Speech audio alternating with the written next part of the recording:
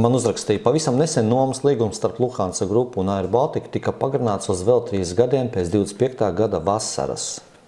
Ja, tas nozīmē to, ka 22. gadā jau bija līgums Air Balticam ar Lufthansa. Kam vajadzīgs vispār Lufthansa? Kam viņam ir vajadzīgs tas Air Baltica? Pirmkārtām, jā, Lufthansa ir problēmas ar lidmašīnām. Ja kādreiz bija teikts, ka Lufthansa ir viena no precīzākajām kompānijām, tagad viņiem parasti izlidošana vienmēr kavējas.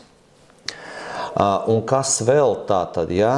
Kas viņiem ir vajadzīgs? Viņiem ir vajadzīgs, ka tā saucamā partnerība 21 papildu lidmašīnu viņi tādā veidā nomās uz ļoti striktiem noteikumiem, iedomājies. Un Airbus A220 vai 300, viņiem dzinēji ir ļoti taupīgi.